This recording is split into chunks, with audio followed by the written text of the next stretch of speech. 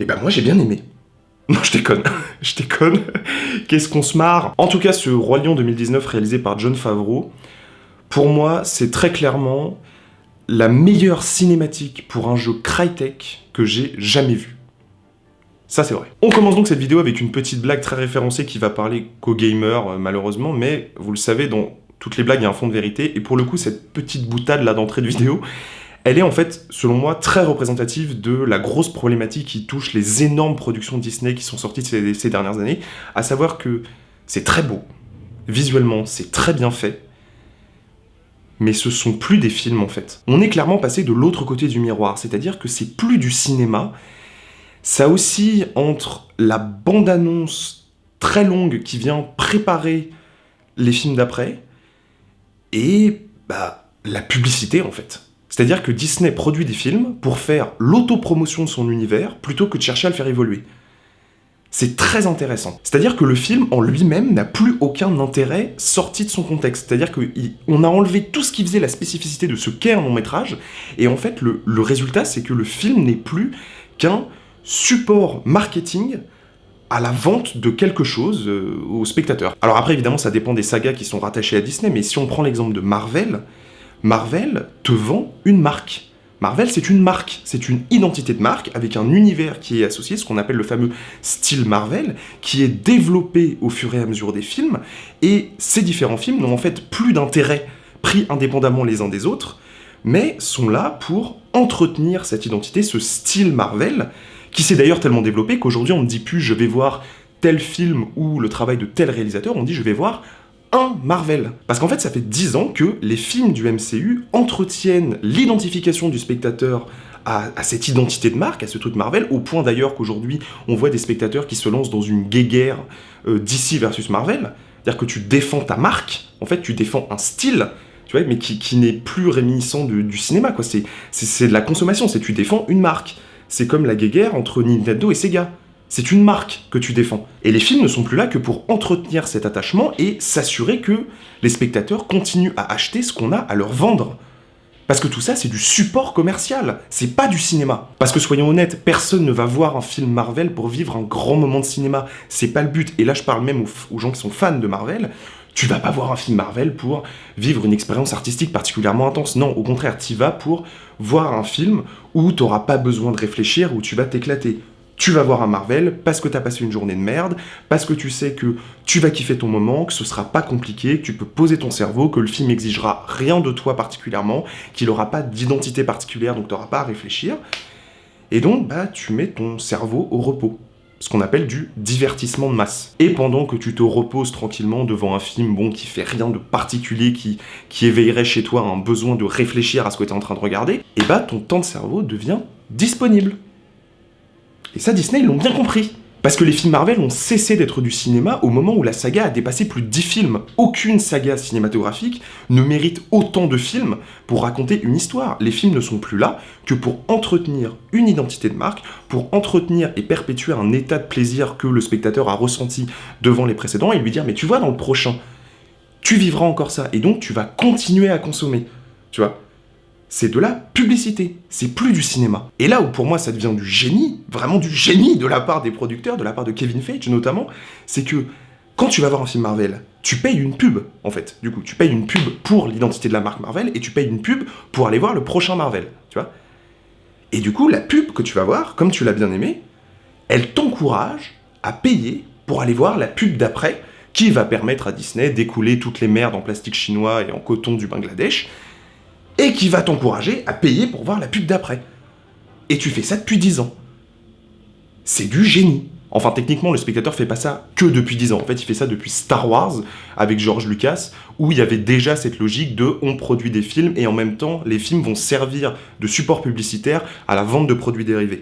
Mais, au moins, avec Star Wars, et là, c'est quelqu'un qui n'aime pas Star Wars, qui vous le dit, au moins, la pub avait encore des allures de cinéma. Parce que même si beaucoup de décisions artistiques dans la saga Star Wars ont été prises pour des raisons de merchandising, purement pour des raisons mercantiles, George Lucas, dans Star Wars, il avait quelque chose à raconter. Il avait quelque chose à dire.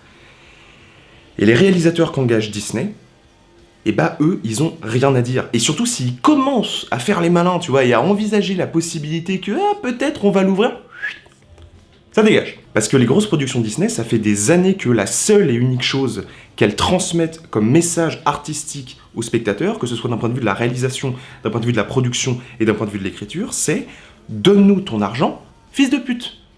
Sauf que moi, je suis là pour voir des films, pas pour voir des publicités, pas pour voir des supports commerciaux. Et c'est d'ailleurs pour ça que avant Le Roi Lion, que j'ai été voir, parce que voilà, le Roi Lion, le dessin animé, c'est le film de mon enfance, c'est un film que j'ai vu 40 fois, etc. Bah avant d'aller voir le remake live, ça faisait 1 an et demi, depuis Infinity War, que j'étais pas allé voir un film produit par Disney au cinéma. Ce qui veut dire que j'en ai loupé 15, quand même. Oui, je sais que cette vidéo s'appelle Le Roi Lion critique et qu'on n'a toujours pas commencé à parler du film, mais en même temps, qu'est-ce que vous voulez que je dise de ce film? Honnêtement, c'est une pub de 2 heures. Pendant 2 heures, t'as Walt Disney Pictures qui fait son l'auto-promo de son patrimoine créatif et qui nous dit, pendant 2 heures de long métrage, regarde, il y a 20 ans, on faisait des bons films. Et bah c'est super, mais j'en ai rien à foutre. Déjà, personnellement, je suis absolument pas sensible à la nostalgie en tant qu'argument de vente, parce que moi, la complaisance permanente vis-à-vis du passé, qu'on idéalise jusqu'à la nausée, c'est un truc qui me gonfle profondément. Et comme c'est la seule chose que fait Le Roi Lion, et que font d'ailleurs la quasi-totalité des remakes Disney, à l'exception notable du Livre de la Jungle, qui lui fait l'effort de s'éloigner un peu du dessin animé, et bah moi j'ai rien à en dire de ce film. Et on va être honnête 2 secondes, parce que je vois les critiques qui commencent à pulluler sur Facebook et sur Internet, personne n'a rien à en dire de ce film. Après, si vous voulez absolument qu'on parle du Roi Lion, qu'on parle de la mise en scène, de l'écriture, etc., mais je peux en parler, je peux. Donc, la démarche du film, c'est qu'il y a un cadre, et qu'il y a des trucs qui bougent dans le cadre. Mais vraiment, c'est ça. Il n'y a aucun mouvement de caméra particulier, il n'y a aucune idée de composition d'image particulière, il n'y a aucune tentative de mettre en scène un petit peu des trucs, de jouer sur la symbolique de l'image, etc.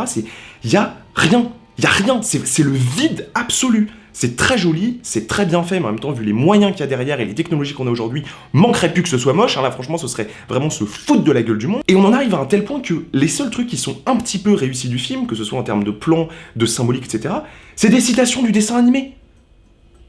Il y a un problème. C'est-à-dire que le film ne fait même pas l'effort d'avoir de nouvelles idées. À part pour venir te foutre une chanson originale de Beyoncé, est-ce un argument cinématographique pour vous? C'est pas à moi de juger. Et le pire, c'est que c'est chiant. On se fait chier, enfin personnellement je me suis fait chier devant le film. C'est même pas comme Marvel où, bon, tu nages comme ça dans le vomi, hein, voilà, on va pas se mentir, mais au moins t'es un peu bourré, donc tu rigoles, tu vois, tu rigoles comme un con, voilà, c'est un peu fun, c'est un peu divertissant. Devant le Roi Lion, t'es à la verveine, hein. C'est-à-dire que c'est aussi plat et inintéressant qu'un film Marvel, mais tu t'amuses même pas. Donc en soi, moi, les débats que le film a suscités et les réactions épidermiques qu'on a pu lire ou voir dans certaines critiques, je les comprends totalement. Je comprends qu'il y a une partie du public qu'en est profondément ras-le-bol de cette logique, de ce rien, quoi. De ce rien. C'est-à-dire qu'une place de cinéma plein tarif aujourd'hui, en tout cas à Paris, ça coûte 13 €. Et 13 € pour aller voir un film qui est, mais plat, comme une tartine sans beurre, je comprends qu'il y ait des gens qui en aient marre. Mais vraiment. Mais à un moment donné, je suis désolé. Et c'est pas un truc que je dis pour culpabiliser qui que ce soit ou pour voilà, me mettre sur un piédestal et dire haha, vous les gueux, etc. Pas du tout. Mais à un moment donné, il faut juste être logique et dire que ça, tout ça là, ce à quoi on a abouti avec Le Roi Lion, et on l'a voulu. Le public l'a voulu. C'est normal de se retrouver avec des films comme ça quand ça fait des années que t'encourages, par le fait d'aller voir les films, des prises de décision d'un studio qui sont de plus en plus aseptisées. C'est même pas que c'est nul. Je suis pas en train de vous dire que c'est horriblement mal fait ou quoi. Non, c'est juste que y a rien. C'est un film qui n'existe pas. Le film, je l'ai vu, je l'ai oublié. Mais tout de suite. Et c'est pas normal. À un moment donné, il faut que tous, le grand public, etc., on se prenne par la main, qu'on réfléchisse 5 secondes et qu'on se dise, il y a un problème. Il y a un problème. C'est pas normal que le studio le plus puissant du monde actuellement accouche de films aussi insignifiants, qui ont coûté aussi cher et qui ne sont que des pubs et des autofellations pour leur propre patrimoine artistique, où on bride la parole des créateurs, où on bride le regard personnel qu'ils ont apporté pour vendre du consommable, et résultat, c'est même pas bon. C'est même pas de la bonne consommation, c'est un bonbon sans goût. C'est vraiment, C'est pathétique. Alors après, dans cette vidéo, voilà, j'ai adopté un ton un petit peu cynique parce qu'il vaut mieux en rire. Enfin, pour moi, il vaut mieux en rire, mais c'est un truc qui me rend profondément triste.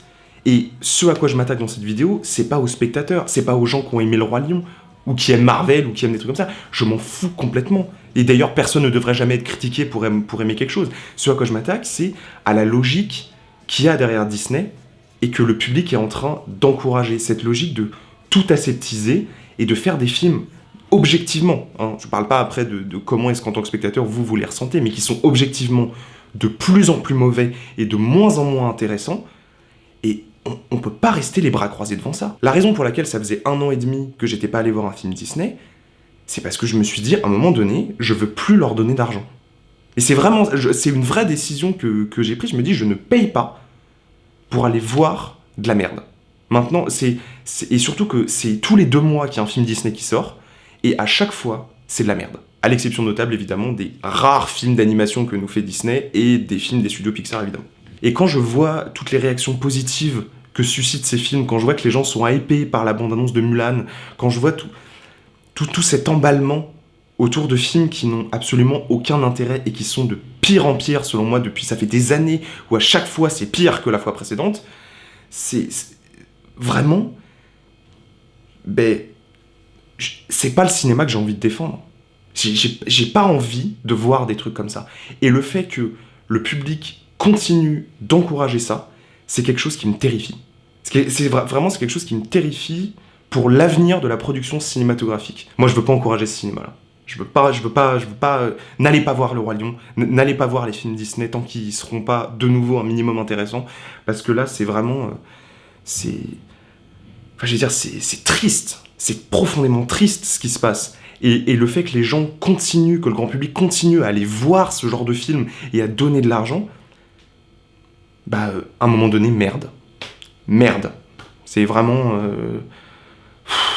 Et en tout cas, moi, la seule chose que j'ai envie de dire, finalement, après tout ça, c'est que lorsque les cinémas deviendront des caniveaux et que les égouts déborderont, balayant toute la vermine crasseuse accumulée par une infinité de films pestilentiels produits pour une audience qui n'avait cure de ce qu'elle gobait grassement, et lorsque la merde leur montera aux genoux et que dans un dernier espoir, ils lèveront la tête vers nous, cinéphiles de tous bords et de tous horizons, et qu'ils crieront « Sauvez-nous ». C'est dans un murmure que je leur répondrai « Abonne-toi ». Voilà, merci à tous ceux qui ont regardé cette vidéo jusqu'au bout. C'est pas trop dans mon habitude d'être aussi agressif normalement, mais là pour le coup c'est un coup de gueule que j'avais besoin de pousser, vraiment, qui selon moi méritait d'être poussé, encore une fois contre une industrie, pas contre les spectateurs, même si les spectateurs ont un rôle et une part à jouer dans ce qui se passe en ce moment dans le milieu du cinéma et dans le milieu de la production cinématographique. J'espère que personne n'a pris personnellement ce que j'ai dit dans cette vidéo, parce que je ne visais personne, sinon un système, encore une fois, et j'espère que vous êtes bien marrés pour les autres. En tout cas, je voulais prendre un moment pour aussi remercier les gens qui m'avaient autant soutenu, que ce soit sur YouTube ou sur les réseaux sociaux, vis-à-vis de ce qui s'est passé dans la vie réelle, un peu à côté, et qui explique aussi pourquoi ça fait longtemps, ça fait 3 semaines, je crois, que j'avais pas fait de vidéo. Je voulais vraiment vous remercier pour ça, parce que ça m'a vraiment aidé, ça m'a vraiment fait plaisir. Et aussi, prendre un moment pour vous dire que ce décor s'en va, et qu'on lui dit adieu à jamais parce que je déménage. J'ai bien aimé tourner ici, je trouvais ça sympa. J'ai commencé petit à petit à acquérir une identité visuelle, et c'est en partie grâce à ce décor, donc ça me rend un peu triste de le quitter, mais bon, hein, on va de l'avant, et le prochain sera encore mieux, en tout cas j'espère. Je vous souhaite à tous de bonnes vacances, je vais sortir d'autres vidéos pendant les vacances, et puis allez au cinéma, mais par pitié n'allez plus voir de films Disney. Salut à tous.